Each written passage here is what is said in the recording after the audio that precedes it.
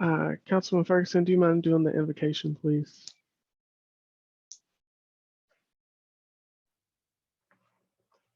Father, we thank you for this day, for this is the day that you have made. We shall rejoice and be glad in it. We thank you for keeping us yet another day and bringing us together to meet for this business of the city. Father God, we ask that you would bless the people that are on this call, in this meeting, the leaders of the city, the citizens, that we may live peaceful lives in truth and in honesty. Father God, we just ask that you would just give us wisdom in this meeting, direction, and wise counsel as we do the business of the city. In Jesus' name, amen. Amen. Thank you, Councilman Ferguson. Now we'll do the roll call. Councilwoman Jones. Here. Councilman Guillaume. Here. Councilman Fareed. Here. Councilman Hairston. Here. Councilman Herring. Here. Councilman Ferguson. Here. Councilman Curtis is here. There's 7 in attendance. Do I have a motion to adopt the agenda? So moved. Second. Second. I will put Herring second. Discussion.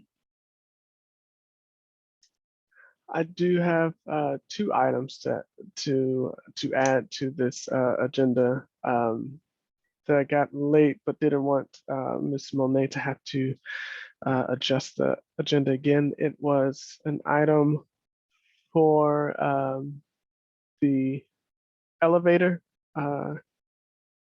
No? Councilman Jones, you want to put that to the next one? Yes, because I just received some more information regarding that. Okay, all right. And there was the reading of the resolutions for the Director of Public Works and the Mayor Cross. Help me, what was the second one?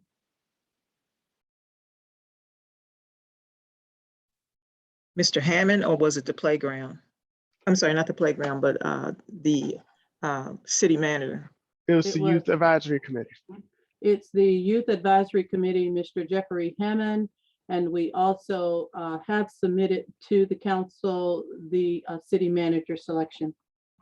Yeah, that the city manager won't be read tonight. It'll be the 2 that you initially gave me with the Director of Public Works and Glennardon Youth Advisory. But I have put out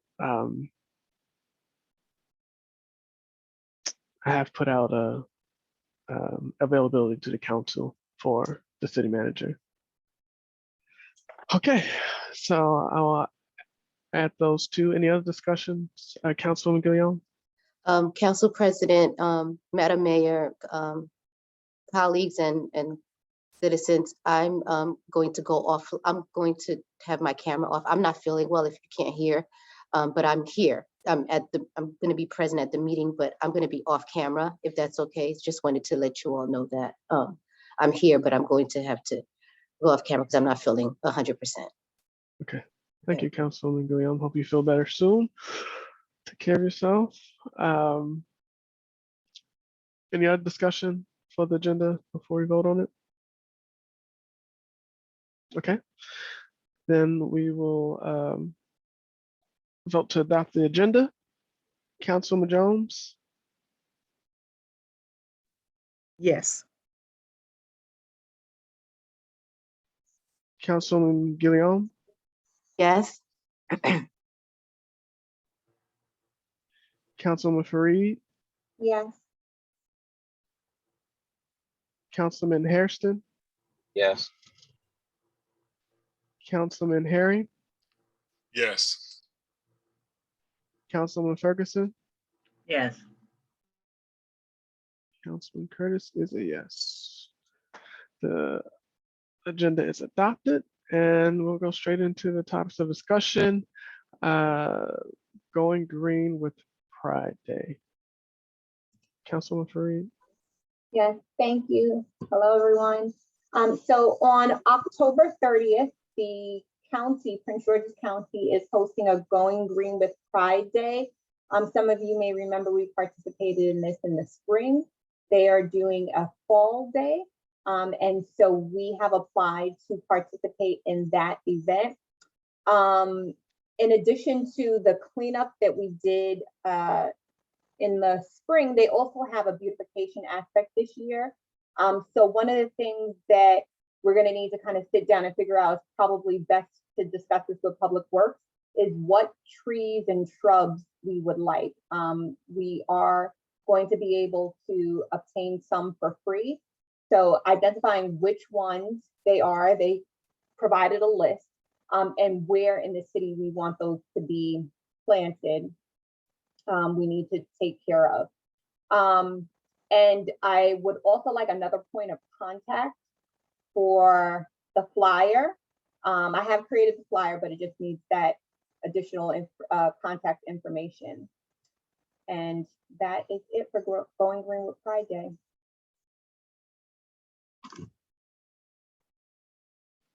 Any questions from the council?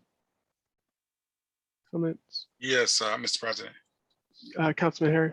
Yes, Councilwoman Fareed, I was looking on, so there's nothing up on the website yet about it.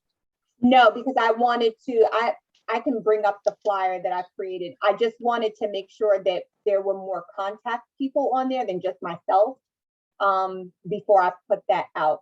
I did already set up the Eventbrite as well. So it's just a matter of us kind of having that conversation about who's going to be the next contact person. We can post that as soon as tonight and get it out to Ms. Ward so she can post it on the website.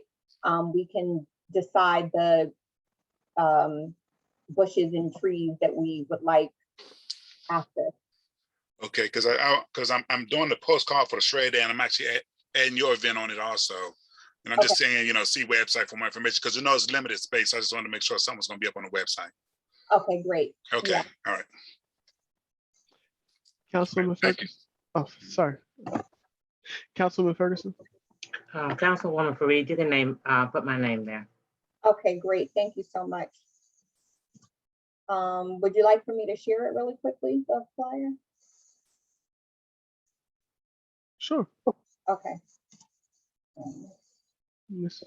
Jones, can you make sure that she could share, please? You're on mute. I couldn't hear you. Okay, I can share now. Okay. Can you all see this? Yes. Okay. I don't know if I can make it any bigger. So I'll just go ahead and add Councilwoman Ferguson's name on here. And like I said, there's an Eventbrite for people to go ahead and register. And I did put to go to the website to learn more. So Councilwoman Fareed, sorry, thank you. You have the administration that'll be supporting you in this effort as well, correct? Right, and so that's why it says the city of Glennardon.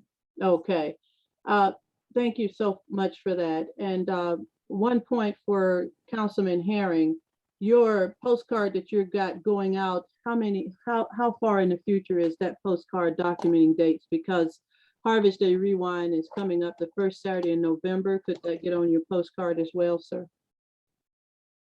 Oh, and this postcard is just a standard postcard, so it's really small. Yeah, I don't think I have enough room on there for that. It's a really small postcard, and I'm doing it in-house, so that's why it's just a standard. However many squares you can get on the 8.5 by 11.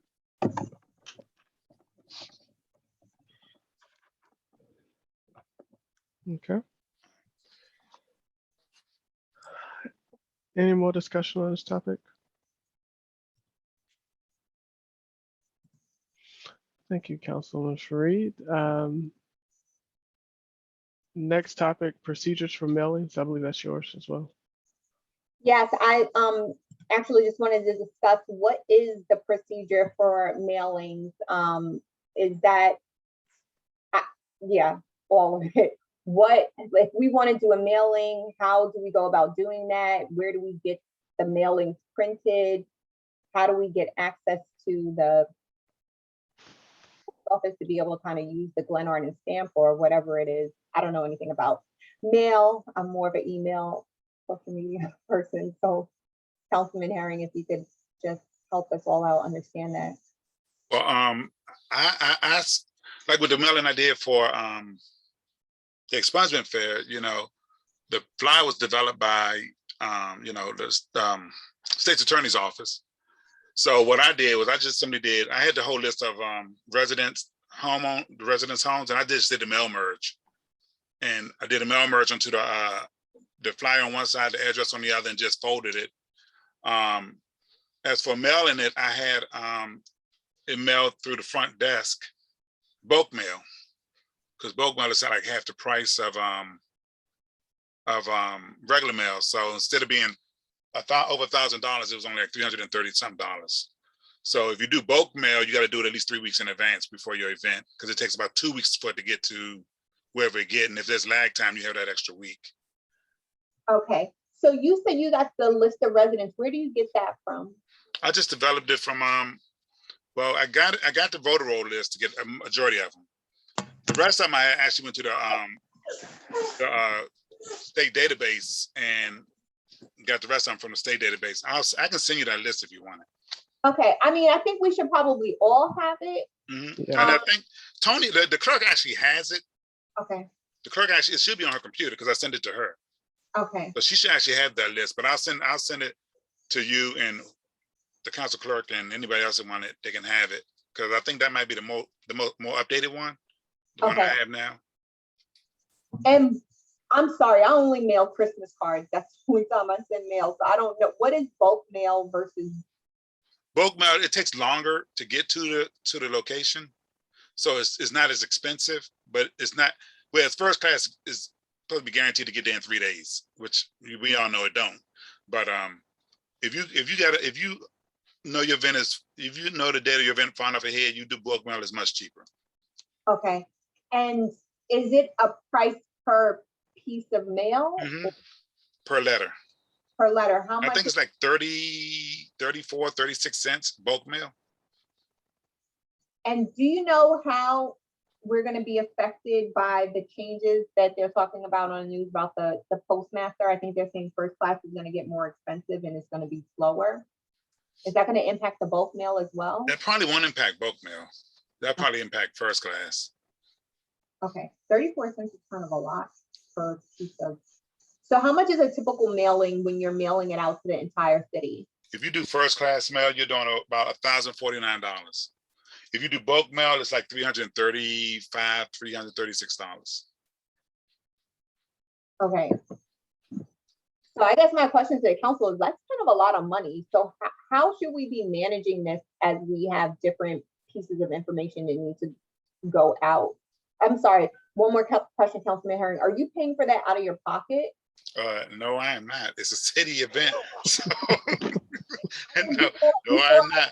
That's why I mean, it's a citywide event. And usually if it's a citywide event, we usually take it out of the council's budget, you know, or if we're doing, I mean, that's why I was saying, I think it would be a good idea if each council member also has a postage budget in case you want to do a mailing to your citizens, you know, like maybe $1,500 a piece, and that'll give you a chance to do a mailing, at least a mailing.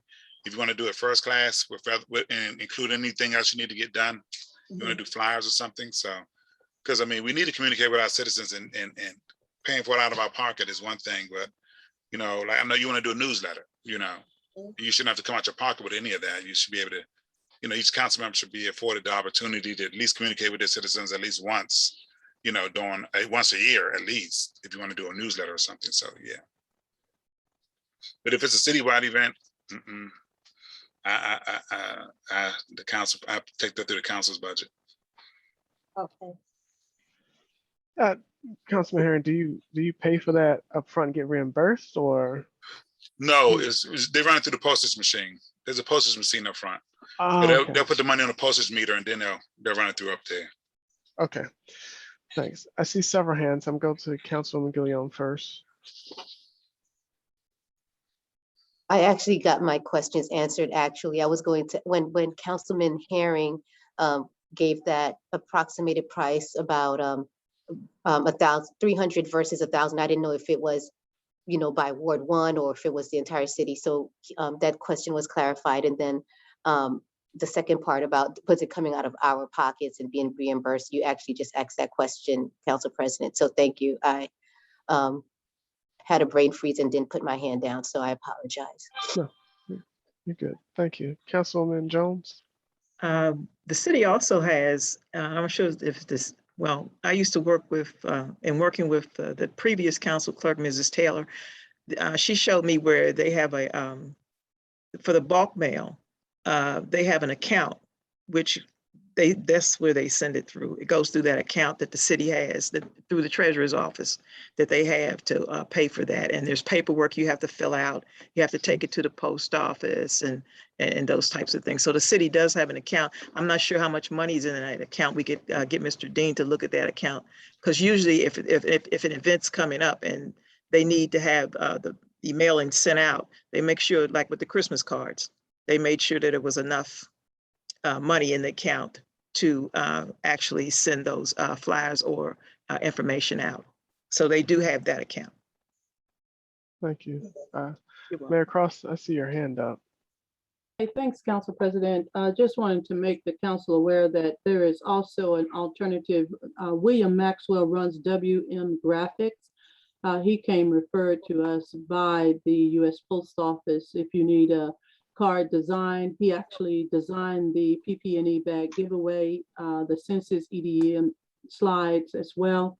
And he also puts the postage on. So basically he wraps them in bulk of 100.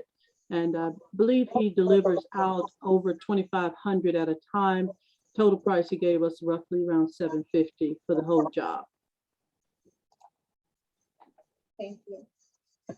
Council President, Councilman Fareed? Councilwoman Jones was about to ask a question. Oh, I'm sorry. Councilman Jones?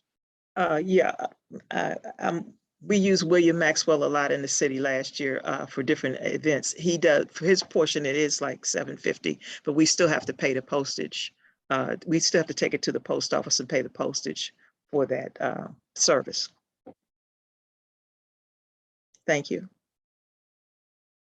She just gotta think she knows. You know, this lady. Point of order, Mr. Huff Jr. Oh my. Yeah. So that's going to be your first warning. If you do have an outburst like that again, you'll be removed from the meeting. So Sorry. Councilwoman Jones, if there's another outburst, I will instruct you to remove him from the meeting. Okay. Councilwoman Fareed? Yeah, I think my concern has to do with us trying to be a sustainable city, but sending out so many pieces of mail and the cost of it.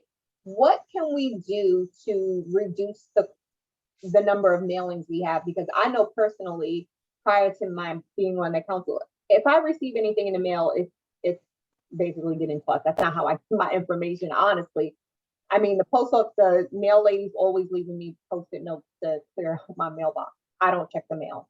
So I'm wondering if there's something like where we can do an opt-in where citizens who want to receive mailing can, call up the office or, send an email so that only those people receive mailings and kind of everybody else can receive emails or even text messages. I know there are some services out there that allow us to kind of send communications to all citizens by text and also, through email.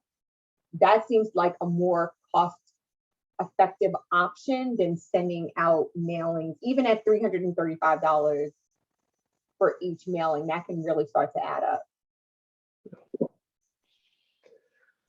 Yeah, I mean, we could definitely look into the opt-in, opt-out structure. I think the dynamics we have in Glennardon is that, we have a wide range of citizens where some people prefer mailings and some would throw it right in the trash. So we'll just have to brainstorm how we execute that. Okay. I see, Ms. Porter. Mayor Cross? Hey, thank you, Council President. So one of the things that the administration has been entertaining, myself and Ms. Ward and Ms. Lewis had a sit down. Code Red is an opportunity for us, and I put this in our report for next week, but allows us to basically create, if you will, one messaging for emergency. And also we have a Verizon number which we can activate, which would then start to communicate. Citizens call in one number and they get basically a pre-recorded message of everything that's happening in that week. If we can do it by 2 weeks spell. The other thing that the administration has been kicking about is doing a 3-month calendar. Basically in collaboration with the council, all the events that we have known, putting them on a three-month postcard, and then we send this out at a 3-month spell. And the other alternative is we're creating our quarterly newsletter, the Glennardon Post. This is another alternative. So our communication strategy is an evolve and target, but those are 4 areas that we're seeking to reach our citizens who continue to like the paper, as well as our citizens who are more aligned with independent call-in if they desire to find out more about what's going on in the city. So those are opportunities that I will offer. Again, those are in our report for next week, but I'll bring those forward today as well. Thank you. I think that whatever we do, you know, I think it's going to be at a cost, Ms. Fareed, Councilman Fareed, because I think the goal of this council, I'm sure the mayor too, is to get more of our citizens engaged. And to start that up, there is going to be a cost, but it's going to be a cost worth having, though it may be expensive, until we get more and more people engaged, and then we could, you know, branch out and see what's different. But whatever it takes to inform our citizens, I think we, within reason, should do. Okay, so in whatever it takes, what budget do we have? I don't believe in Yeah. budget now for. Yeah, we can sit down and talk about it. I think that one of the things that also we can do is have, I know we get updates on a monthly basis from the administration as to the budget versus actuals, but we can do a thorough quarterly analysis to see where we are, and then discuss whether we need to do some amendments to move things from one line item to another. Of course, that'll take a vote of the council to do, but keeping our finger on the pulse of, you know, what's upcoming, what we need to do, and how we need to, you know, restructure our finances to get the work of the city done, I think will be important. So yeah, we can discuss more of that later. Councilwoman Guillaume, I don't know if you had your hand up again or. I had my hand up and then no one saw it, so I put it down and brought it back up again. So Okay, there we go. Councilwoman Guillaume. I feel like I should show my face, but I'm sorry again for being off camera. I guess this is probably a question, and not even sure if Councilwoman Ferguson, Councilwoman Jones, or Councilman Herring would know, but if we know from last year even how much money we spent on postage, if that's an idea. I'm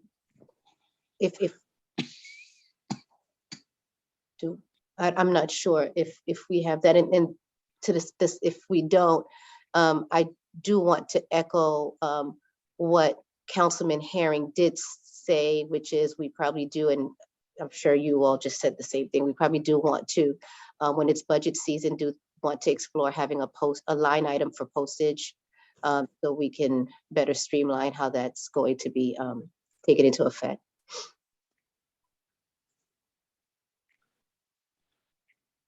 Thank you, Councilman Guillaume. Councilman Ferguson, Ms. Jones, and Mr. Herring, did you guys want to weigh in on that? I'm not sure, actually. I mean, we did so many mailings, so I'm not really sure what we spent in postage. It all depends on, I mean, some of it went bulk, some of it had to go first class because it was last minute, so I couldn't even Yeah. guess. We could ask Mr. Dean. He should have that information. Yeah. And since this is being recorded, I do think that when the time comes, hopefully we will work with the administration, but when the administration is coming up with the budget, they can, put that into consideration. Okay. Now. Okay. Thank you, Councilman Guillaume.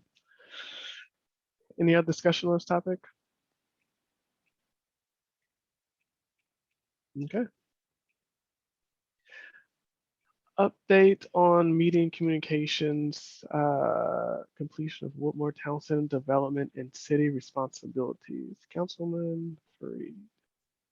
Yes, so our attorney's office, one of the attorneys there, Mike Wren, he set up a meeting with the attorneys from D.R. Horton, as well as the attorneys from the Whitmore Town Center at Glennardon HOA. And we met and we discussed what the open items were and what the upcoming items were. The development is done, as most people know, and it seems that most of the streets are actually going to be turned over to the city of Glennardon, so that's going to be our responsibility to maintain. What specific streets, that site map, we're waiting for the county to send us that. We've already been in contact with DPI to get those records, so we know specifically which streets. And then there's going to be a walkthrough that D.R. Horton's attorneys have planned with the county, with DPI, but we did say that we needed to be a part of that, given the fact that we will be responsible for some of the streets. The date is not yet set. I keep following up to make sure they do not forget to include us in that, to make sure that, we are in agreement with the condition of the streets that are being turned over to us, considering the fact that we will be responsible for maintaining them. So I will keep you posted on that. And as soon as I get the site map from the county, which I'm also continuously following up with them on, we will have that. But the main street will be Glennardon Parkway, kind of any of the through streets. The streets over at the shopping center, it seems like they're going to be the responsibility of the county. So we may not have to be concerned with that. But again, once the site map is available, that will be shared, and we'll be certain to let everyone know when that walkthrough is, so that the appropriate people can be there to ensure that the turnover, that we're happy with the condition of what we're being given. Awesome. Thank you. And you say you didn't know the date yet, correct? Right. As of Friday, it had not been scheduled. Okay. Any other comments, concerns? I have one. Councilwoman Jones? Councilwoman Fareed, will that include the sidewalks and the aprons that the developer put in? Some of them need to be corrected. Some of the brick area, will that include those areas that they've put in? Yeah, so that is not entirely clear to me. That's why I'm waiting for the documentation from DPI so we can be very clear. And also there's some follow-up that the DR attorney has in getting us some answers back. One of the challenges seems to be with turning everything over and getting that walkthrough schedule is some of the retail partners over in the shop. Council, Ms. Smallwood, can you please mute yourself? Getting them all on board, that's kind of really long time, and as we know, COVID delayed things. But I think one thing that has become apparent through this process is that we as a city don't have the records that we need to have. A lot of the conversation was really at the mercy of the people that we were speaking to, because we were really speaking from we didn't have documents of our own. Like, we don't have the public works agreement, all the contacts that were signed originally. our attorney came on in 2018, you know, after all those agreements were made, and we don't have the proper records, or we didn't have the proper records. So, you know, just once we get all the documentation again, I will funnel that and make sure that it's stored appropriately, so that we have this information going forward. All right, thank you. No problem. You get your dinner out the microwave. Ms. Smallwood, I'm trying to be a little bit patient with you going on and off the mute without giving you a warning. But if you do take yourself off mute again, then I'm gonna have to give you a warning. So I appreciate you keep yourself on mute during this work session. Thank you.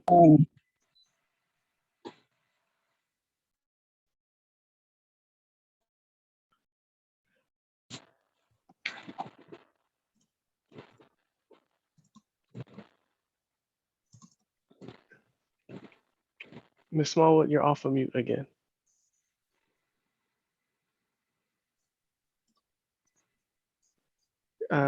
Councilman Fareed, were you finished? I'm sorry. Yes. Okay. There were other questions. Any other questions, discussions?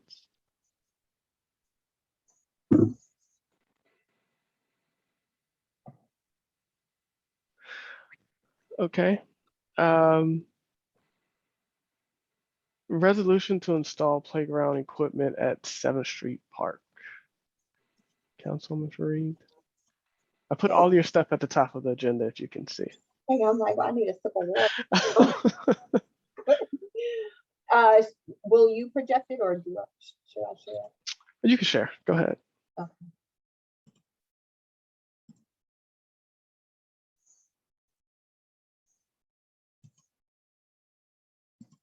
And do I just read every single thing that's on here? Jones, I'm not able to share.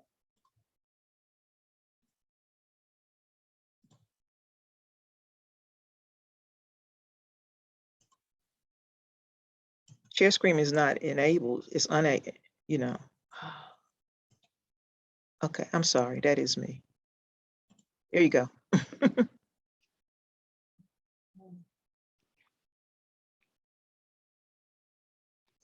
So do you want to give a little bit of context to?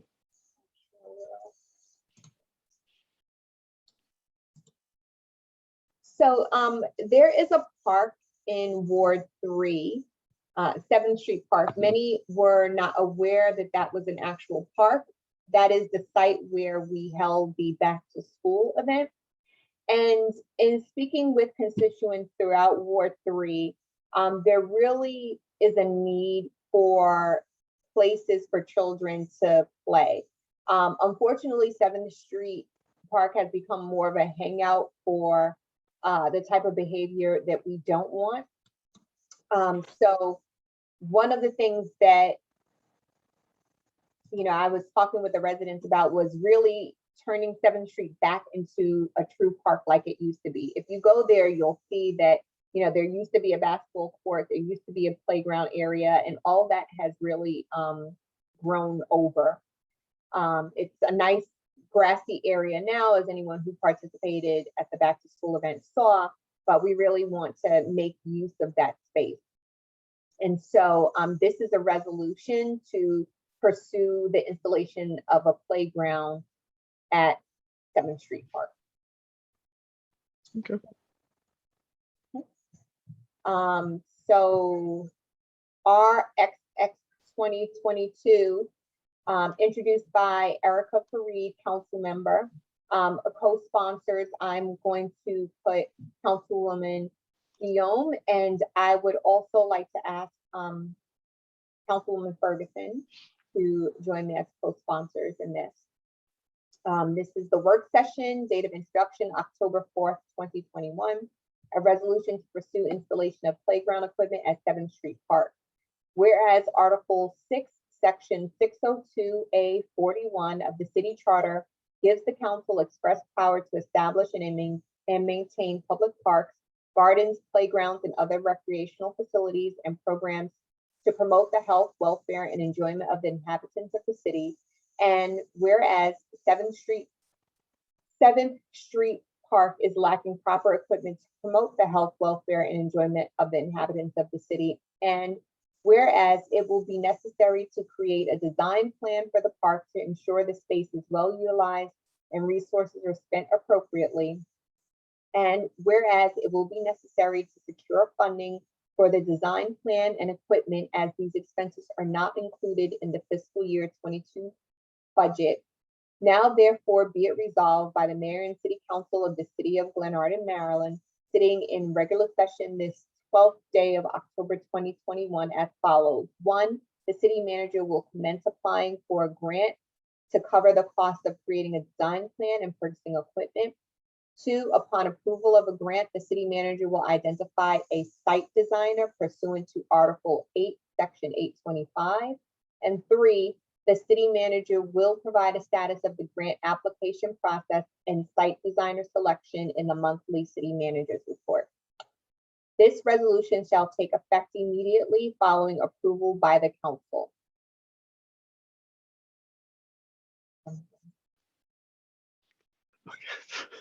Thank you, Councilwoman Fareed. Any discussion by the council? And yeah, there you go. And we'll be able to post this on the website so people can see it for the next week when we have public comments on the resolution. But any discussion by council members?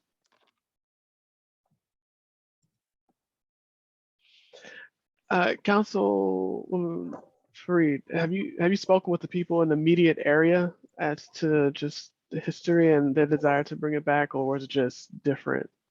Yes. Yeah, so that's where, it really came from. Even some people who lived on 7th Street actually didn't realize there was a park there. But the people who have been on 7th Street long enough and remember when it was a park, they talked about, it was a great area for kids, but because of, whatever reasons, I don't think the citizens necessarily know why, the upkeep of the park wasn't maintained. But, the grass overtook the asphalt and it really just kind of became a hangout. And do you know if we will have to, if the votes pass to, so it currently is technically a park, correct? Yeah. And is it registered with the park police? How we I were don't know discussing that. That was one of the questions that I asked our guests a few weeks ago, because I don't know if that is a park that is part of their, jurisdiction. I don't know if the park at the community center is there because that's a part of PG Parks and Planning, the community center. So, Okay. Mr. President. Oh, Mr. President. Councilman Harry? Yeah, that park is actually, it belongs to the city. It doesn't belong to part of park and planning. Okay. So it's a city park, yeah. Okay. So Thank it's the city's responsibility to maintain that area? Yes, and that's what happened in the past, that it wasn't maintained, so they put out, there's all kind of unsavory activity going on down there. Mhm. I mean, one of the things when we looked at it last time, they said that it got to be lit up to stop that. So that whatever they do, it has to be lit up, so. So when you say lit up, are you saying there aren't enough street lights? There are no lights in the park. So at nighttime, it's completely dark. Okay. Mm.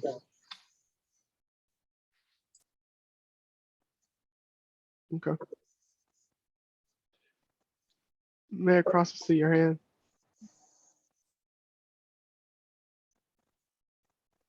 Hi, thank you, Council President. So in addition to the administration would like to request at the administration to tag into this resolution all the parks that are really across the city that need to be maintained and updated. So for the city parks that are currently now all the way at the end of the Glennardon Parkway into Ward 1, that park needs to be updated. We have other parks throughout the city. By recommendation, if you will, and at the request of the administration to modify this resolution, that it will include not just 7th Street Park, but all parks in the city. Therefore, we will get a grant to improve the condition of all parks for our children. Thank you, Mayor Cross. Any other discussion?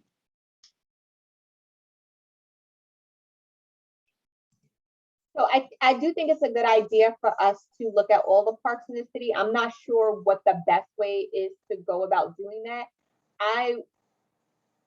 My concern with getting, like, let's say we just kind of got a big grant for all the parks, is how will we allocate what's going to go to which park?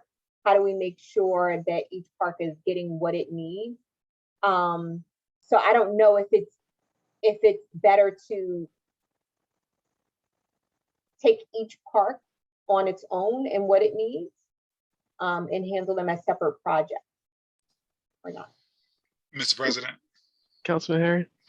it's better to take each park one at a time, because you will not get a grant to cover all the parks in Glennardon. So it's better to submit one for each park. Normally they'll take the smallest one, 7th Street, more than likely. If that's what you want to focus on, really you should only focus on one park, because you're only going to get one grant. Okay, thank you. That's kind of what I. Thank you, Councilman Harry. Any other discussion?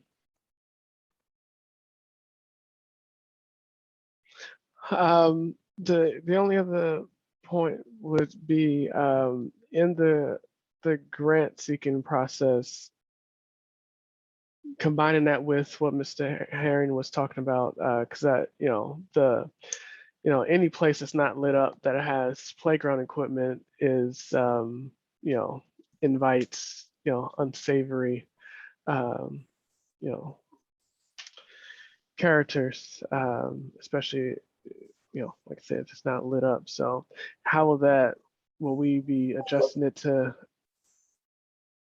Well, it will be, yeah, that would be all part of it, and that's why we need the site designer. So I do have a list of grants that are already, that I reached out to a site designer. There are a lot of not-for-profits who specialize in this. Yep. And I have a list of grants.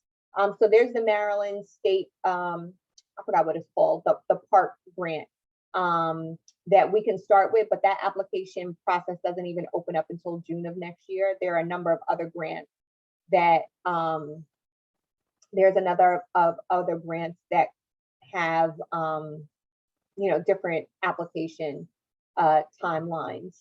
So I see in the chat, I'm not sure what we want to do about comments in the chat, President Curtis. Yeah, so seeing how this is a work session, and typically work sessions gives us the time as a council to be able to work through things without distractions. I think we'll find a way to eliminate just for the work sessions, and we could take consensus on this, a vote, because I just don't want to, yeah, dictate anything. I mean, the comment is about the park being done first, and I know there are definitely other parks in the city that are in need. I would say all of the parks. From my perspective, 7th Street Park is different in that it doesn't have anything. So it's not a matter of it being, the equipment being upgraded. There's no equipment there at all. Not that this is a discussion around prioritizing, but, just kind of in the context of there are other parks, but just keep in mind that 7th Street doesn't have anything right now other than grass. So. Yeah, and we could. Mr. President, let me just say, just so we can eliminate Dalewood Park altogether, that has already been done by a state grant, and you got to keep the park as it is for so many years. And I don't even think we've exhausted the number of years for that grant that we did that with. So they will not give us another grant for that. We'd have to use city money. Okay. So, and just for citizens' information, all of your feedback is welcome. So I don't want you to think that, don't want you overall to put comments in the chat, because it's, some things are, good, and we serve you, the people. So maybe it, just be, policy that if we want to address those in a work session, we can. If not, then we just advise all of our citizens to, hold that question and bring it up in the public forum with our regular meeting next week. Don't necessarily want to cut the chat off because it gives them opportunity, citizens opportunity to communicate on the side. But it's just, if we do leave that open, then the council can choose to just table that into the public piece. Welcome anybody's thoughts on that really quickly. I mean, I think that's fine. I think that it was a point relevant to the conversation. So I wanted to address it, and I don't want anyone to feel like any area is being, neglected, or, it's not a competition as much as it is like looking at where there are needs in the city. Yeah. Thank you. So I just got a question. I'm gonna speak to consistency. I could have sworn there was a meeting before that you guys were allowing people to talk after each discussion. So I just wanted to get some clarity on that. Yeah. So like those, what you were saying, like, so I can be on the same page. yeah, historically, and Ms. Henry, correct me if I'm wrong, all the work sessions, so that it wouldn't, be a long meeting, was an opportunity for the council to sit together to discuss and work through different topics and items without public comment, because adding public comment would increase the length of the meeting. We do have the option of, asking people for input that's relevant to a topic if so needed. So, for example, if Ms. Wilson had historical context relating to the elevator that we're going to talk about in another meeting, but it was a topic of a work session, then the council at its pleasure could ask former Councilwoman Ms. Wilson just for context for the topic. But typically we save the public comments for a special regular meeting, any special meeting or a regular meeting. Special regular. I was just being sure, because I thought that we was taking citizen comments after each thing. I thought that we spoke about that before, so I was just making sure. Okay. But appreciate it. Councilwoman Guillaume. No, I just wanted to go back to what Councilwoman Fareed was speaking about when she said that there were some list of some funders, or I forget how she called it, but wanted to also put it on record that there is a group called Kaboom, KABOOM, that I've worked with in the past, where they their full mission is to provide playgrounds, is to rehab and produce playground spaces. So just wanted to put that on the record. So not just with 7th Street, but as we're exploring other parks, as the mayor mentioned, or as a citizen chimed in on, we can add that as a possible resource. And Kaboom is one of the resources on the list. They did the new park at Bladensburg. Is that correct? Yep. Mm-hmm. They've done a lot, and I have some connections there from my past work life. So just wanted to put that on record. Thank you. In the interest of, keeping kind of the administration doing the administrative items and the legislators doing the legislative items, although I have kind of produced a list, I really would expect that would be something that the city manager would move forward on. Same. I would echo that as well. And I know the mayor is, at the top of the meeting, she did mention that, or council president did state that, one of the resolutions was for a city manager position and all that other stuff. So I'm hoping that the grant writing, whether it's the city manager or a grant manager, or however we want to call it, can come on, and we'd be able to take advantage of these opportunities. Right. I would think that that's definitely a skill that we would hope that the next city manager has. Thank you. Mayor Cross, I see your hand. Thank you, Council President. I just wanted to, go on record and saying in FY20, the city of Bowie got $74,000 for just the Heritage Park. The town of University Park, for one of their trails, got $47,000 in grants. So I understand what Councilman Herring is saying, that grant writing might be a difficult task, but I don't think it would be a hard ask, considering in this time where we do have, a lucrative $2.5 billion that is sitting in our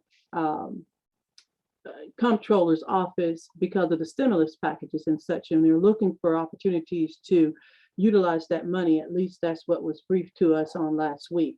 So I don't want to take it off the table because it is a charge of this administration to rectify the parks across this city. We do acknowledge that 7th Street Park is absent, if you will.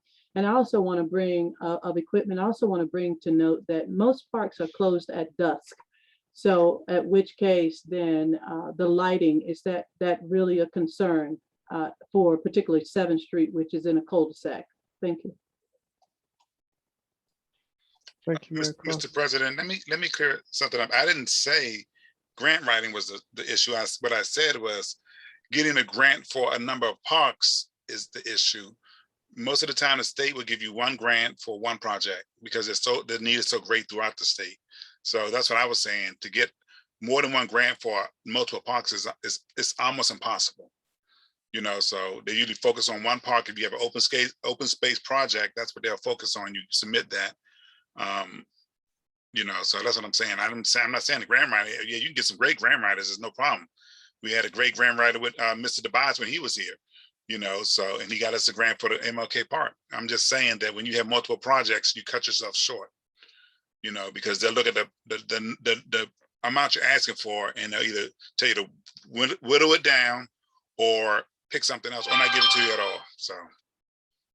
Thank you, Councilman Herring. Okay.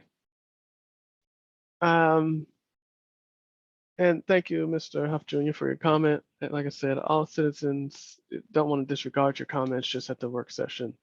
We try to limit extra comments, but it was well taken, Mr. Huff Jr. Thank you very much. And citizens can feel free at this moment to chat amongst yourselves in the chat box. The council focus on the meeting. All right, fair enough. Okay. Is that all, Councilman Fareed? Okay. Return to in-person council meetings.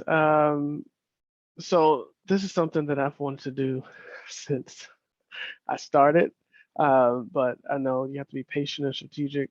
There is a pandemic going on. Numbers are rising across the state and the nation as it relates to COVID-19. But we do want to offer our citizens, a sense of normalcy and allow them to come back in the right way, of course, to council chambers. So this is something that I put on the agenda. And the first thing that I want to ask Mayor Cross was the cable station. I know we just recently signed a purchase order to get a piece called the UPS that from our past meeting was the missing link to having the cable station up permanently. So Mayor Cross, where are we with that? Is the cable station up permanently? I see two Mayor Crosses. Yeah, so we're having a video card issue with one of our computers here, so it kicked me out this last time. Okay. So I called in on my phone. So in case that happens again, I don't want to have to break lock. So the uninterrupted power supply, the UPS, has arrived. Will be put on to the cable station. The cable stations issue is there are frequent brownouts in our building, and that's, you know, part of the environment, I think, that we've been living in. So this will ensure that when a brownout happens, that the system itself doesn't kill the board, if you will. So this is a protective measure for the investment that we have in the television station. So yes, that should be a support mechanism to protect our investment. So we don't anticipate it falling out any more. We do have work going forward, if you will. We have been given permission from the attorney to proceed with the request for proposal to, if you will, get a contract in there to actually support the television station full time, similar to what we enjoyed a few administrations ago. So I'll let you know that that is in the works, drafting the RFP for a particular contract, which is already a budget line item under the communications budget. So coming back full stream, we are ready as an administration. You said that the ups will be put into place. When will that take place? It just arrived, so we have to get it put in. And Miss Monet Ward was out today. Okay, so when do we expect to put it in? As early as tomorrow. Okay. But she was out today, so we want her there as well, so that she can actually know how and where. And we will have it in tomorrow. Thank you. And so, but we don't, so once we put that in, getting the contract to maintain it is separate, right? So we should be able to, once we have that in place, is up and running, we can go forward with the cable station at the same time. So yes, we're going to run the request for proposal paperwork together at the same time. Right now, running the cable television station is really just one camera act. So if you wanted to come into council chambers and run a session this week, it's ready for you to do that and actually then put forward on our Verizon and Comcast stations for our citizens. So there's no holdup on behalf of the administration. Whenever the council's ready, the administration is ready to support. As it relates to PPE equipment, I know there was a topic before about outfitting the municipal center with 6 feet distancing charts and things like that. Is that the plan also for council chambers in the nutrition room?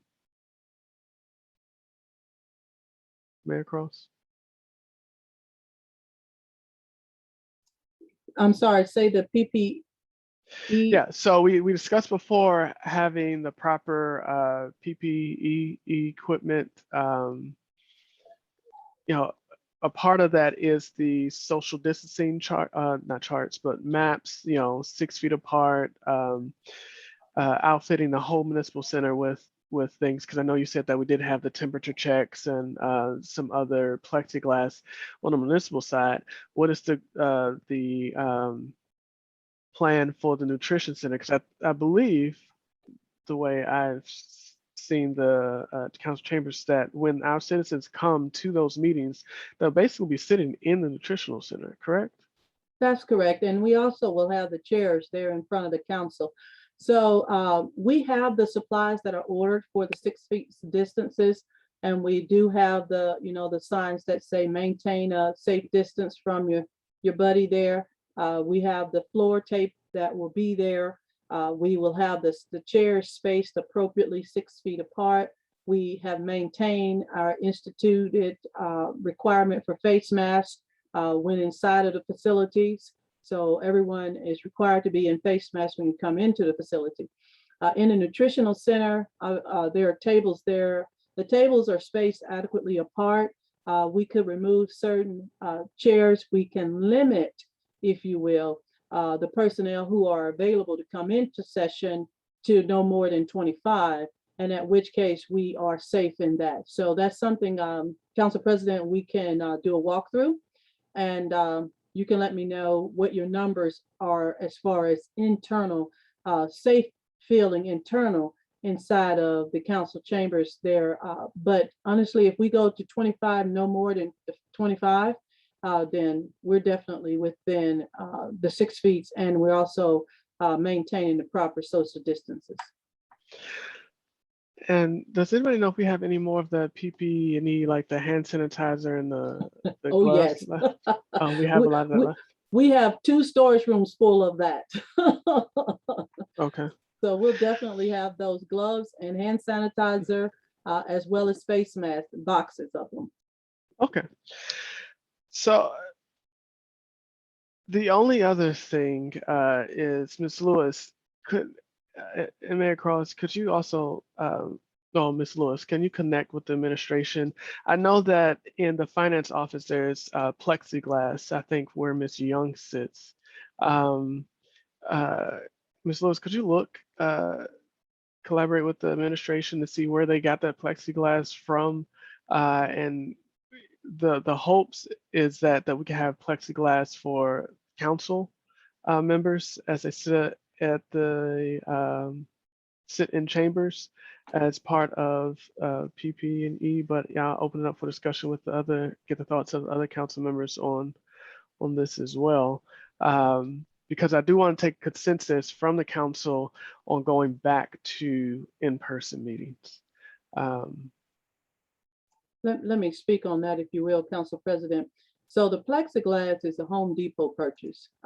So, I mean, those things are cut and built. We can put that together. We just need a budget line item from the council to make those purchases, please. That's all that's required. And they could be done literally within the week. So if you want to run council session out of the building, say the 3rd week, to give us enough time to purchase the equipment and put it into the Public Works plan of development, then we can do that. If that's your requirement, we do need the budget line item to make the appropriate purchasing. Okay, thank you, Mayor Cross. Any other thoughts and by the council? Yes, Mr. President. Councilman Harry? Okay, so this plexiglass, is it just going to sit on the dais? Or is it going to extend past the dais? I mean, it be like 6 feet tall, because we tend to sit back when we're at that dais. Mm-hmm. And so I'm just trying to figure out, I mean, they're just going to have it on the dais and we just sitting up. I mean, honestly, I mean, you know, I don't see how that's going to be effective. Yeah. So, you know, I ran an operation with my company where we got plexiglass, and in the same case you're talking about, Mr. Herron, we had the plexiglass that sits on the desk, and you have another. What we did was a rolling plexiglass that sits where we sit, where the chairs are. So you'll give you an extra distance, so you can have the proper protection. That will be the goal. Does that answer your question, Mr. Harris? Yes. Councilman Fareed? I'm sorry, Councilman Ferguson. Will it be between us, each seat, or you're saying in front of us? In front and between. So the thought is, and you know, feel free to disagree, is that people can see our faces, and it's to protect us as much as possible so that we could take our mask off and people could see their representatives. You know, if you choose to, you can wear a mask. No one can force you not to wear a mask. But to hopefully get council comfortable enough and protected enough that it'll give the opportunity for our citizens, one, to see us in person and to see our face without the coverings in the same way they can see us in the Zoom meetings for those who attend. Okay, because whereas the 6 feet apart in the audience would suffice, we will not be 6 feet apart. Yeah. Sitting up there, so. Yeah, so the hope would be the plexiglass between us, the plexiglass in front, and the plexiglass where our chairs will sit, so we'll have an opportunity to lean back. It'll, feel like we're in a box, but whatever's needed for everyone to feel safe. Councilwoman Fareed? Yes, well, I think that's great if we can get that, but just keep in mind that COVID is airborne. So plexiglass, is not going to stop it. My concern would be, are we being afforded the same kind of protections as any other workplace? In my place of employment, I cannot go to the office unless I am fully vaccinated. There's no option at my job to even, so, I know other companies allow for vaccination or to provide negative test results. And considering that this is a work environment for us, so what are we going to do to make sure that we have those same types of precautions in place, not just for ourselves, but also for the citizens who are going to be sitting in that space? Our meetings are not short. They are for long periods of time. They can sometimes get heated. There's a lot of talking going on. So my concern is returning to that space with bare minimum requirements. I would feel safer if there was a requirement to provide proof of vaccination or a proof of a negative COVID test within, a certain period of time prior to the meeting.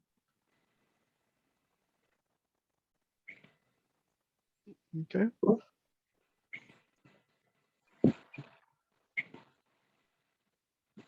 Any other questions, comments, concerns? Across, I see your hand. Yes, I just wanted to make the council aware the plexiglass sheets are not cheap. Okay, so if we're talking 48 inches, 12 by 48. Let me just give you a visual here. They are at a minimum $16.50 each. So if we're looking at building essentially little miniature rooms for each member to sit in, then it's not going to be cheap. You're looking at $500 potential dollars per council chair. So that's at 7. So just keep that in mind. The other thing is the institution of face masks is still a requirement for our facility. So you won't be able to remove your mask. You are welcome to purchase the sign language mask, which has a clear portion, but it's also sealed, if you will, by the appropriate coverage around your nose and mouth. But those are purchases. You can purchase those at Walmart, or you can purchase them at Office Max or somewhere like that. But they roughly run about $15 or so, maybe up to 20 something. But there's no relaxed face covering. Every person coming into the facility will have a mask.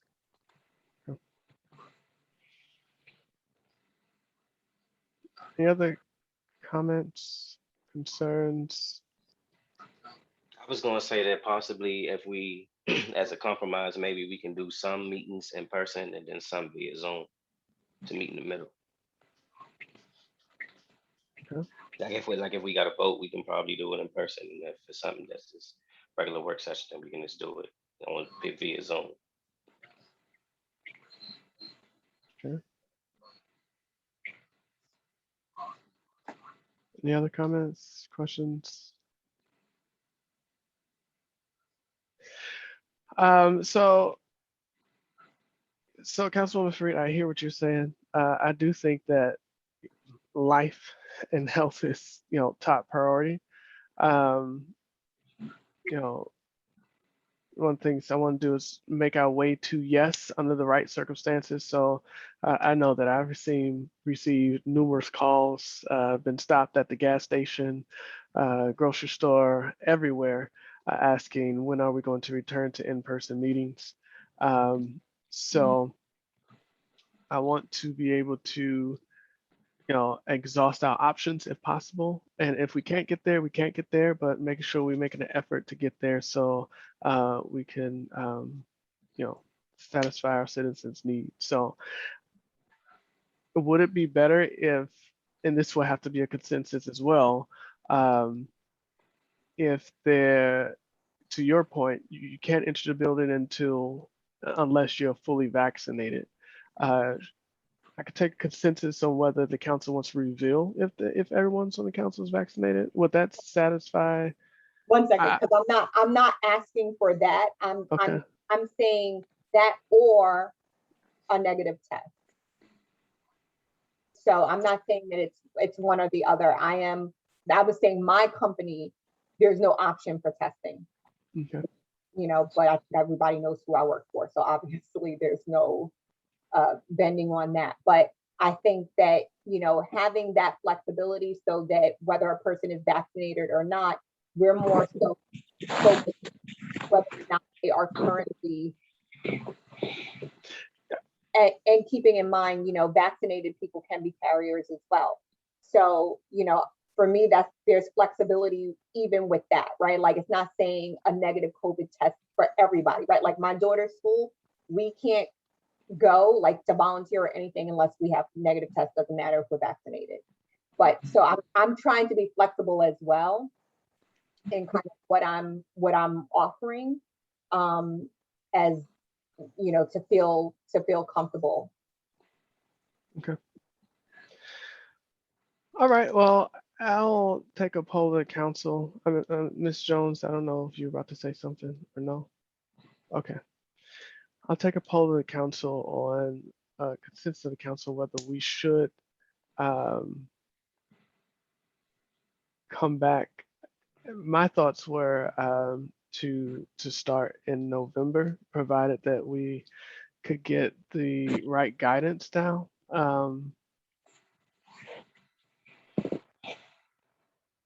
Ms. Smallwood, you're not muted.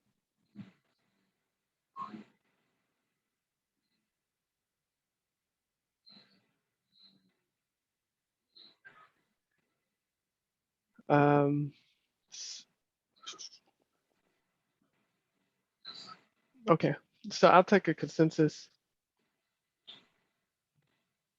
Mr. So, Ms. Smallwood. Ms. Smallwood. Ms. Smallwood. Ms. Jones, can you please remove Ms. Smallwood? Just put her in the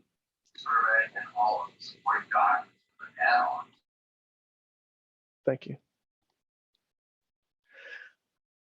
Okay. I'll take a consensus on whether we should return, provided that we can have the, agree upon the right protocol. So first I'll take a consensus on whether we want to come back to in-person meetings with a goal in mind of starting in November with our first meeting in November. That gives us a month out to get it together. Councilman Herring. I mean, I agree with Council Member Harrison about maybe we should start with the regular meetings where we vote in session and having our work sessions in via Zoom. So I mean, and whatever the council felt like they want to do. Okay. Before I go on with the vote, I do think that we should start with our first meeting with it being open, with us in chambers, but still in phase. Well, we could talk about that later. Because my thoughts were to phase it, Mr. Herron, phase in the citizens. So our first session will be us actually back in the chambers, having the chambers empty, just to get the feel for it again, and then working the citizens back in. At least that way, we're back on cable, which is, I think, listening to our citizens, even back to the prior session of council members, that's the #1 priority, is that all of our citizens will be able to get to see the council meetings on cable. And right now they can't. So even if we went back with just the council and then phase the citizens back in, I think that'll satisfy that need. Does that make sense, Mr. Harry? Yeah, I mean, and I understand. That's what I'm talking about. The regular meetings where we're downstairs and on, on cable. Because again, if we doing work sessions, we have those upstairs in that room, in that conference room, and that's small. Everybody's right next to each other. So I mean, I agree with what you're saying. Start, just phase it in downstairs at the regular public meeting, and move forward from there and see how it goes. Okay, so is that a yes that we can start in November? Yes. Okay, Councilman Hairston.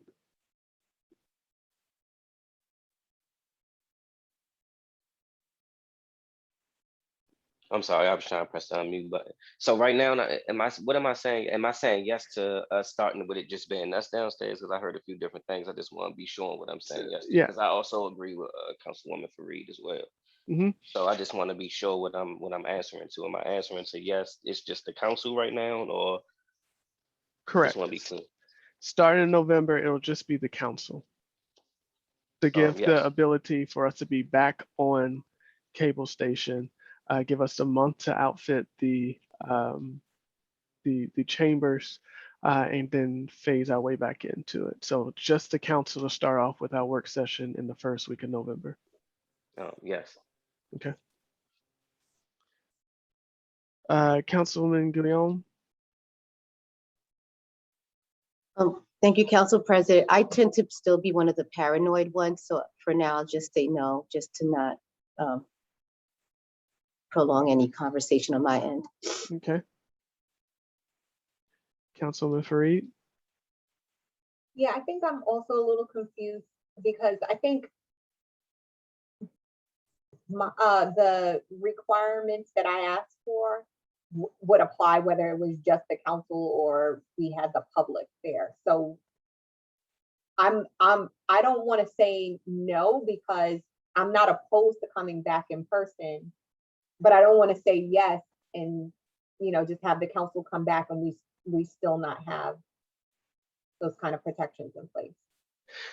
So again, the goal is to get protections in place.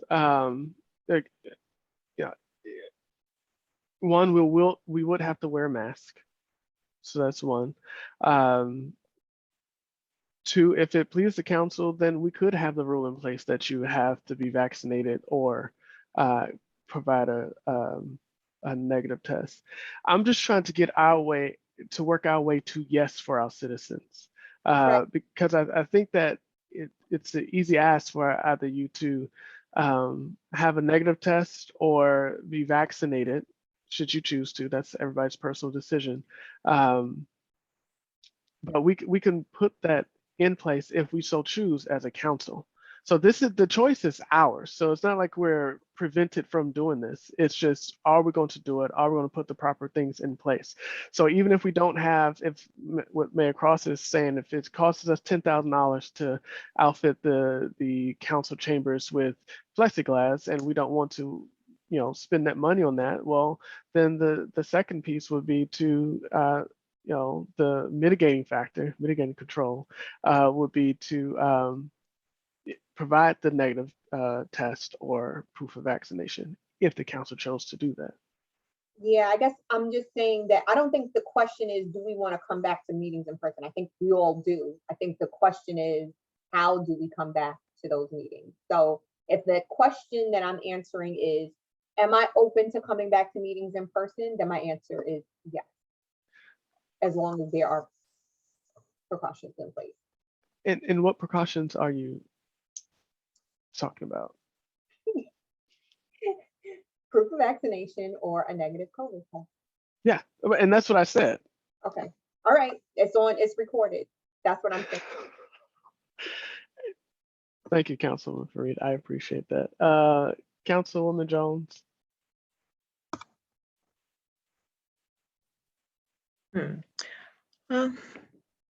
My thoughts on the matter is this. Yes, we need to come back in person meetings, but just as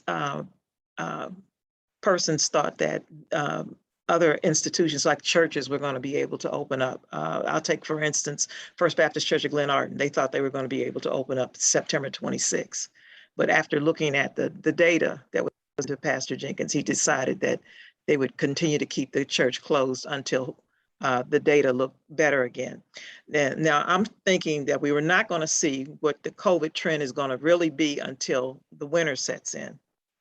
So I'm thinking maybe the first of the year or the spring of the year, we would think about. I understand that we want to have meetings because we want to make sure that all of the citizens are included in these meetings. But when you're talking about safety and health in a pandemic, sometimes the answer has to be no. So is that your answer? No, not right now. I'm not ready Okay. to do It's that. okay. It's okay. Thank you. You're welcome. Councilwoman Ferguson. No. Okay.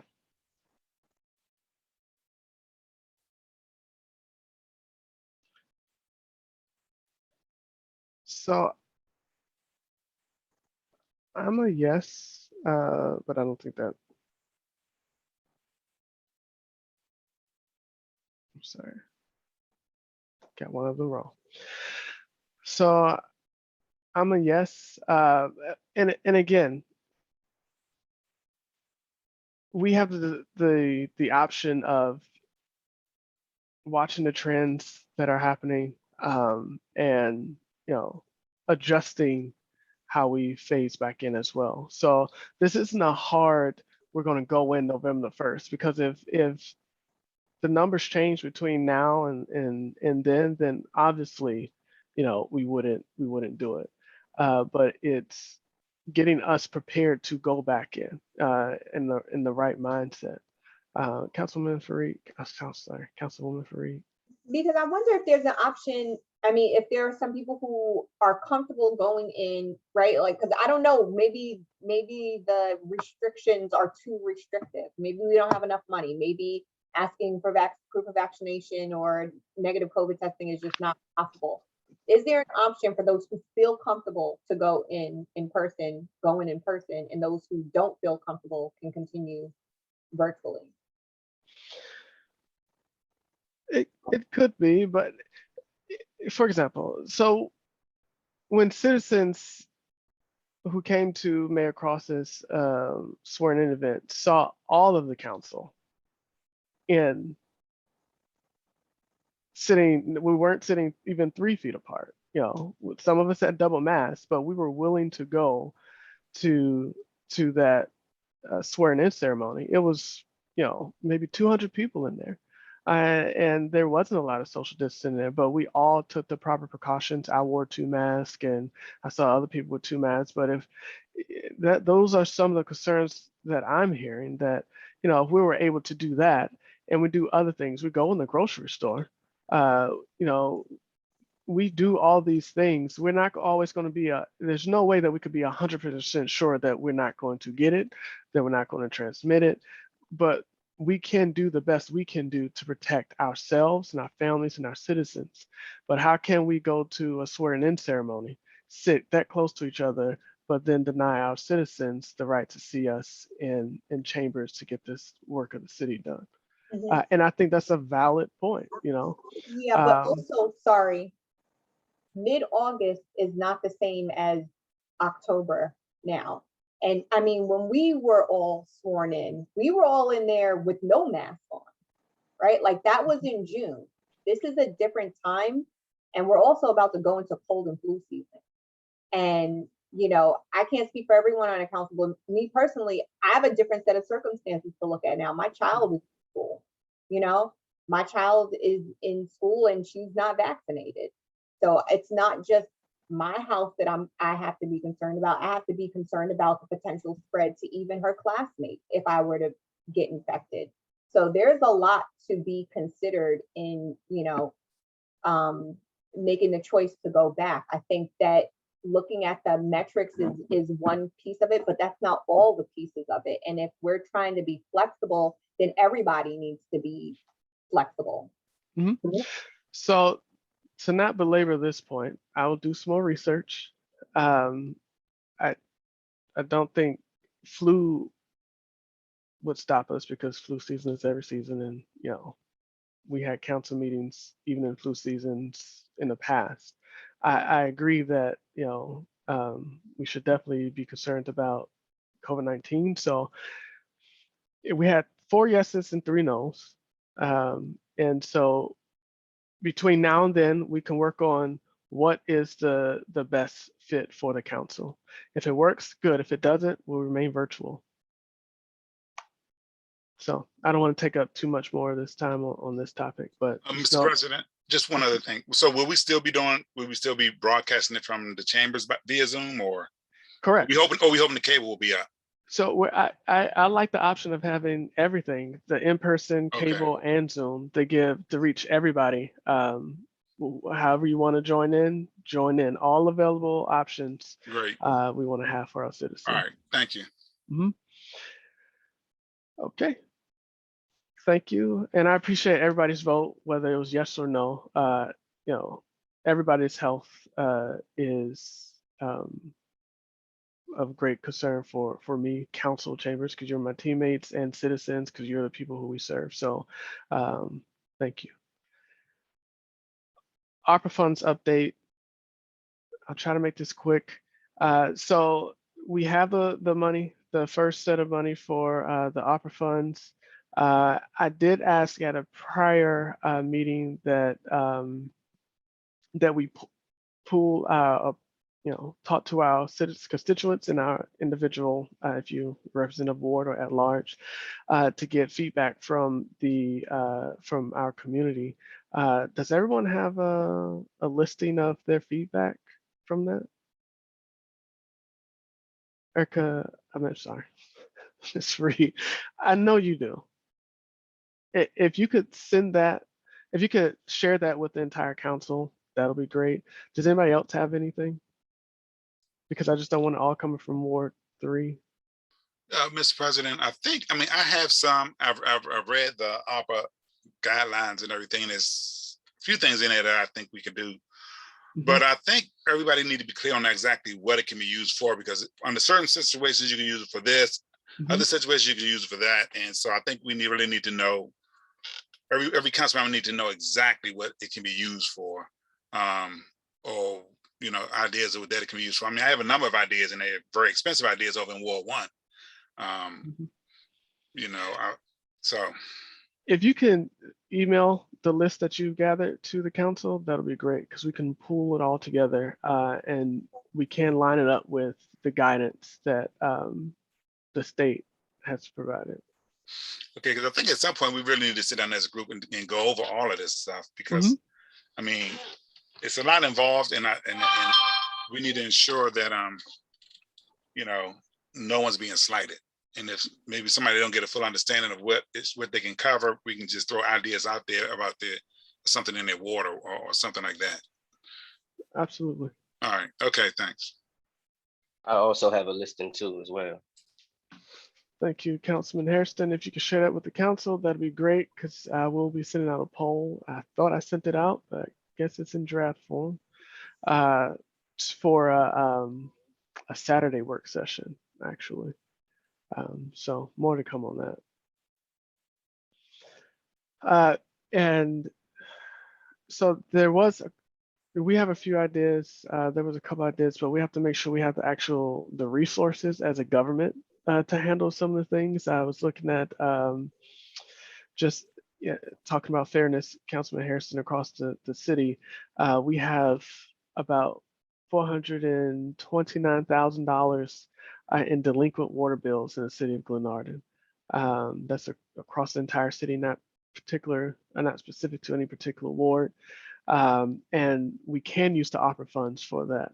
It's just the setting up of a structure that people can apply. Those applications can be reviewed, and then we proceed with helping relieve some of our citizens of their delinquent payments. Just do we have the resources to do that, as well as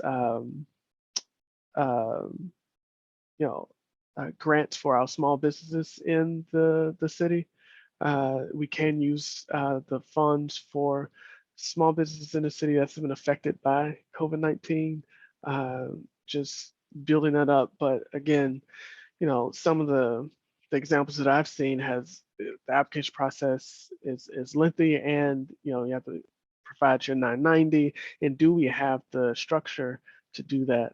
And that is what I will lean on Mayor Cross for, because we will need a strong finance department to be able to field some of the things that we're going to do, which leads me to the next point is Mayor Cross. I know we talked about setting up a separate bank account for the opera funds. Have we done that yet? Yes, we are taking the necessary actions to actually do that, Council President. That was on our discussion late last week, and we're definitely making those actions, and we'll make sure that that is done before our November meeting, sir. Okay, thank you. All right, well, I'm looking forward to meeting with all the members from the council. Look out for that email. I think it's in my draft. I'll send that out, and then we can pull all of our responses, and then move this further down the get this going, I should say. Any other questions on that opera funds before we move on? Okay. Expungement fair, Councilman Herring and Councilman Hairston. Yeah, I just wanted to give an update on the expungement fair. First of all, I'd like to thank all the council for the great work y'all did at folding those flyers and getting them out. Because of the help, we were able to get them out and send them out via bulk, which saved us, like I said, $700, about $700. A big thank you to Michelle Cheek, because she took the lead on that and folded them things and taped them up too. We're well on course, for the expungement fair. Everything seems to be a go. I don't think the date is going to change. Hope it don't, because everything's out there already. Citizens are getting the flyers, and I know a lot of people are looking forward to the event. I mean, people have been calling me and stopping me in the street and asking, can I come? Can I come? And I just want to thank the council for supporting this event. It really is needed, and without your support, this would not be happening. So I want to thank you all for that. And that's it. Unless Mr. Harrison, you have anything? I concur. Okay. Good evening. Somebody was saying something. Acting Chief Jackson. Yes. Yes. I have a question for Mr. Herring. Yeah. Yeah. What's the hours for this expungement? And I'm gonna have to get with you to make sure I have enough staff on board so we can make sure this go down. Right, it's gonna be 10 to 2, and yeah, we need to set up a meeting so we can hash out all the traffic control and also the use of the laptops, and I think, and that's about it. Yep. So we'll get together. Okay. All right. It's All 10 right. to 2, October the 23rd. 23rd. Okay. Up in the gold room. Yes. Correct. Okay. Do you know the address to McDonald's Pillow? Thank you. Okay. Okay. Thank you. Councilwoman Ferguson, I'm sorry. I'll come to you next, Ms. Jones. Councilman Herring or Harrison, it starts at 10. So if if we wanted to come to help out, what time did you want us there? Yeah, that's another thing. I wanted to get with Sean Wilson with the State's Attorney Office, because I will need council members' help, because they're going to use all kind of precautions. Also, they're going to have people stay in their cars. They're going to give out tickets. We're going to go out there and get them in the cars. Also, we're going to need people to work the printers, because it's confidential information. They'd rather have like either a council member or an employee. They don't want volunteers on the printers, because it's confidential information for a lot of the people that's going to be filing. So I think let me be. I'll find out to see what time everybody really need to be there, and I'll let you all know, and I'll send out an email to you all. Okay, I do plan to be there. Okay, great. Councilwoman Jones. Councilman Herring or Harrison, I do plan to be there also, but Councilman Herring, I think I read somewhere about we have to pay a $30 fee for each. Is that still part of this expungement fair? I mean, how does that work? The way it works is, and that's why I asked for the money, because usually when you had an expungement fair, usually the city would cover the $30 cost. And so usually the way it works, if you have a conviction and you've been found guilty, you're trying to get it expunged, then it's a $30 fee. If you were not found not guilty, then there's no fee at all. It's just a matter of filing the paperwork. So that's how it works. And then what they do is they'll do it all, and then they'll just send us, after they process everything, they'll send us a bill basically for the amount of people that they had to file for. Okay. Mhm. All right. Thank you. All right. Is there a target number? He said they normally do about 100, but with us advertising in the city, it might be a little bit more than that. He says, but they shut off at 2 no matter what. They shut off at 2 o'clock. Yeah, they shut off. They shut down at 2 o'clock. They said they very seldom. I mean, they may hold it over for half an hour, but they try to shut everything down at 2. And is it on the website? I don't see it on the website. It's buried in under the second page. It's not on the front page. Okay. I think it's buried under the second page. Okay.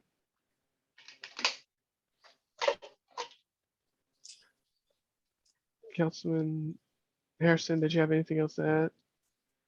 Oh no, I'm good. Thanks. I was just gonna say that it's probably gonna be a really big turnout because I got a lot of people saying that they'd be there at 10 o'clock sharp. Okay. All right. Excuse me, I had one more question for Mr. Herring. Yeah. The shred day. Yeah. When is that going to take place? That's gonna be on the 30th, October 30th. And the hours for that? 11 to 2, 3 hours. Okay. All right, the same as it was the last time, like on the back end of the parking lot? Right. Okay. All righty. All right, Councilwoman Fareed. Yes, I do have a question on the fair, Councilman Herring or Councilman Hairston. Is it only for City of Glennardon residents or anyone in Maryland? It's open to anybody in the county who has a Maryland conviction. Okay, so only county residents. Yeah. They don't deal in the county. Yeah. Okay. Now there are going to be there's also going to be other programs up there. So I mean they have I think they're gonna have like an employment people, an employment program to hire people who are, who have been incarcerated. They're gonna have training, some people up there that deal with training programs and housing programs. They're gonna have some other vendors up there that can also assist people. So if you know somebody that just needs some assistance, I mean, have them come out because there's gonna be a lot of information that they're gonna be giving out. Okay, thank you. Mhm. Thank you, Mr. Herring and Mr. Hairston, for all your hard work on this. I think it's going to be a great event, and just appreciate both of you guys taking the lead on it and caring about your community that much to offer it to not only our citizens but to the county. So appreciate all your hard work on it. And that, I'm sorry, Councilman Ferguson.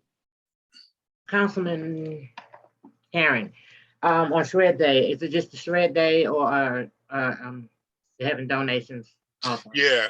So yeah, that's how I wanted. So we wanted to Shred Day. So yeah, Shred Day is going to be October 30th, and I'd like to thank Ms. Councilwoman Fareed for not being bothered with us overlapping our events. She made a good idea. Let's just have the community-wide cleanup event, which is good.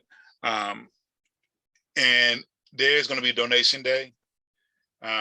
Donations also. So Green Drop will be here for the same number of hours, 11 to 2, for donations from the citizens. And also we'll be doing a shred. Thank you. Okay.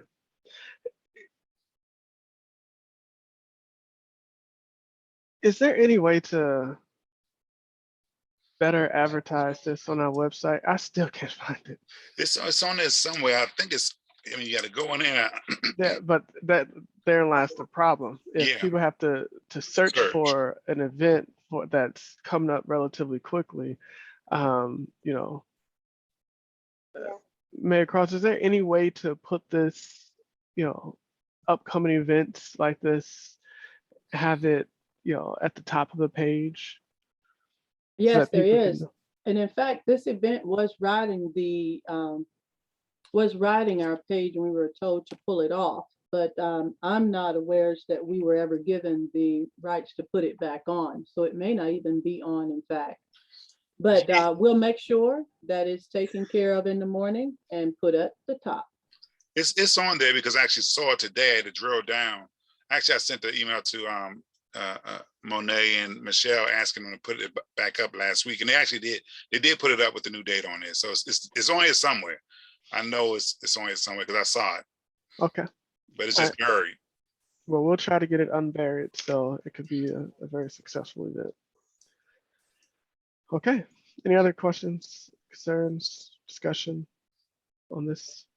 We already went into Shred Day. Any other comments on Shred Day?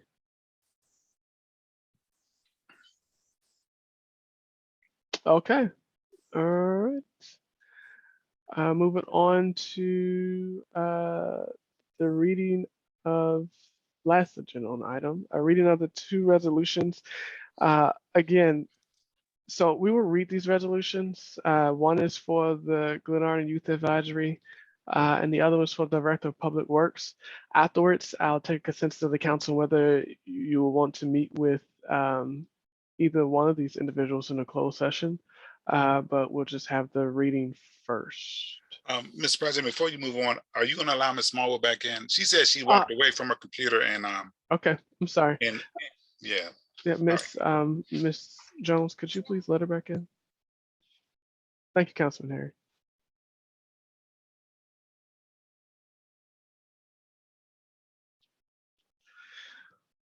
Okay. Miss Lewis, could you read I'm sorry, did you get both of them? Yes, I have both of them. Okay. Could you first read the youth advisory for Mr. Hammond, please? All right. Hey, could you also share yours?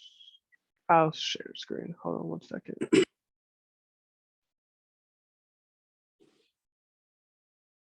While you're doing that, Mr. President, is Ms. Lewis officially on board? That is a good question.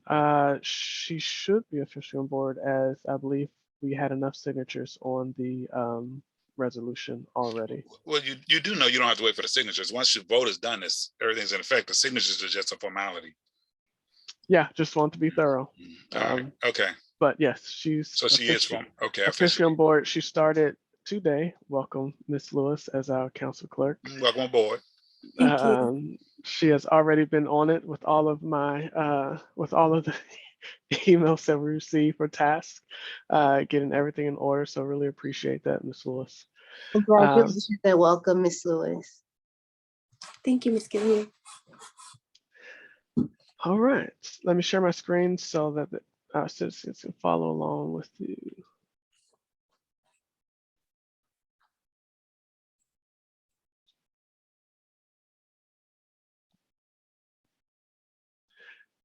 Ms. Jones, can you see my screen? Okay, thank you. All right, Ms. Lewis, please proceed. All right. A resolution to appoint Jeffrey P. Hammond to the Glennardon Youth Advisory Committee. Resolution number RXXXXX, introduced by Derek D. Curtis III, Council President, co-sponsors at the request of the administration.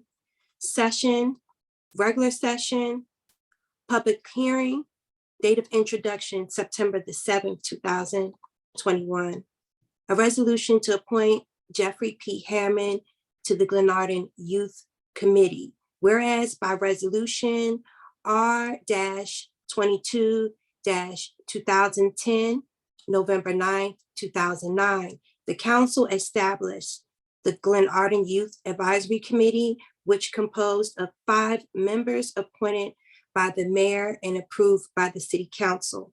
And whereas the Youth Advisory Committee is a public body and must comply with the Maryland Open Meetings Act. And whereas the commission was established to develop and recommend a plan for the city to bring programs and services to the youth. And whereas the council wishes to approve the mayor's appointment of Jeffrey P. Hammond to the Youth Advisory Committee.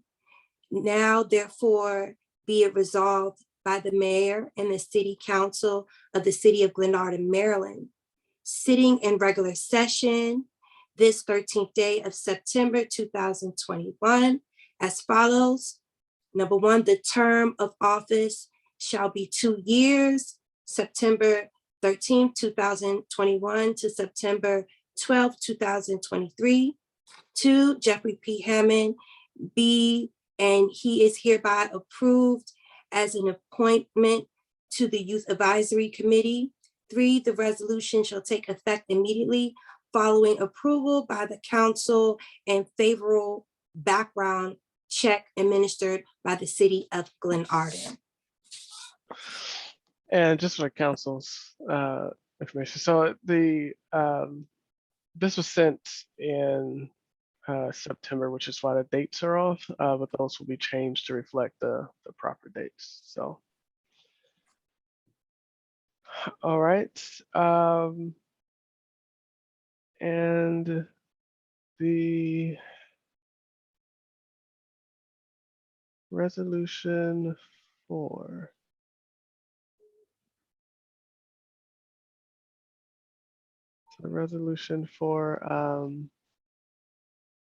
Director of Public Works. Let me find that one really fast. Give me 1 second.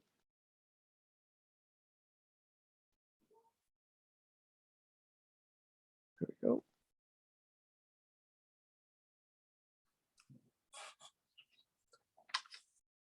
I'm sorry, let me stop sharing.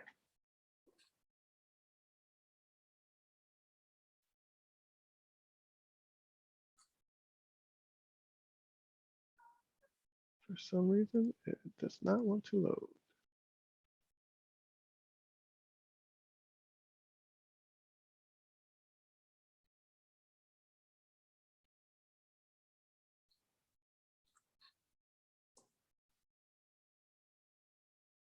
Bear with me 1 moment, please.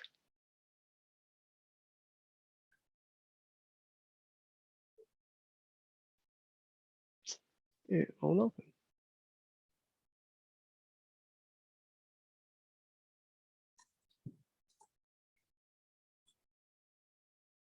Well, Miss Lewis, can you read it anyway, please? No problem. A resolution authorizing the appointment of L. Blue Colquitt as the Director of Public Works, Resolution RXX-XXXX, introduced by Derek D. Curtis III, Council President, co-sponsors at the request of the administration. Session, regular session. A resolution authorizing the appointment of L. Blue Colquitt as the Director of Public Works for Glennardon, whereas pursuant to Section 404B, the mayor, on the recommendation of the city manager with the approval of the council, shall appoint the heads of all offices, departments, and agencies of the city government. And whereas the Director of Public Works shall be the collaborative leader who can take the Public Works Department to the next level in employee and community engagement and find a healthy balance between a strong operational focus and long-term strategic approach to the city's assets, and shall be responsible for the administrative and managerial affairs of the department. And whereas the council has determined that the appointment of L. Blue Colquitt as the permanent Director of Public Works should be approved. Now, therefore, be it resolved by the City Council of Glennardon sitting in regular session this day, XX of this day, as follows, that the City Council be and hereby authorizes to provide personnel to perform duties of the Director of Public Works for the City of Glennardon, that L. Blue Colquitt be and is hereby appointed as the Director of Public Works, that this resolution shall take effect immediately. Yeah. Okay. And a quick consensus on whether you would like the council chooses would like to meet with either Mr. Hammond, because he will be on the youth advisory committee working with the youth, or the candidate for Director of Public Works. Yay or nay on a private meeting with one and or both. Councilwoman Jones. Yes.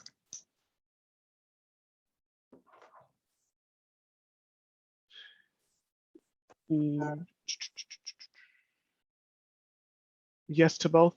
Yes, sir. Okay. Councilwoman Ferguson. Yes, for both.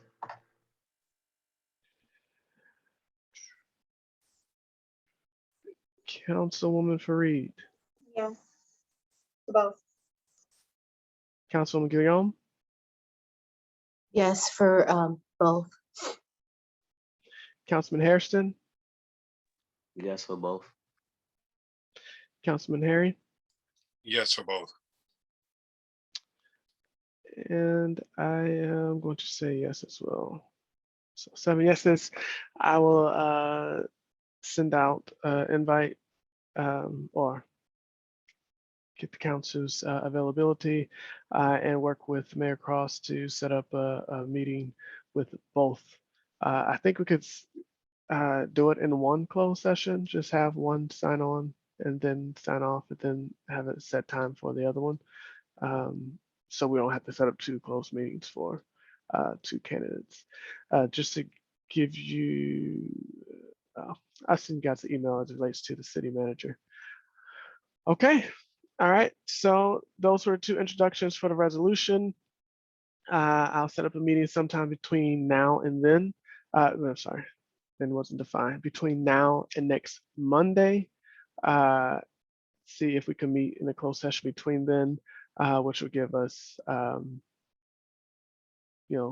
time to, one citizen's time to look at the resolutions. We'll fix them up and put them on the website, and two, opportunity for the council to interview, and then three, opportunity next week at the regular session for the citizens to comment, which will likely have citizens comments at the beginning of well, you'll see the agenda. We'll see how that pans out. All right. That is it for the agenda, unless I'm missing something. Anything else to add, Councilman Hairston? Nope, I'm good. Thank you. Councilman Herring? I'm good, thanks. Councilwoman Guillaume? No, I have to go get my medicine. So. Councilwoman Fareed? No. Councilwoman Jones? No, I'm good. Thank you so much. Councilwoman Ferguson? No, I'm good, thanks. And Ms. Smallwood, my sincere apologies for leaving you out the meeting for so long. It was Councilman Hairston that reminded me to let you back in. Aaron. Thank you, Yeah, Councilman Aaron. they just be killing you. But yeah, you To let you back in, my deepest apologies. That was completely on me. So please accept my apologies, Ms. Smallwood. It is 8:54, 6 minutes before our cutoff date in this meeting, cutoff time. And this meeting is now adjourned. Thank you. See you next week. All right, thank you. Good night, everyone. Good night.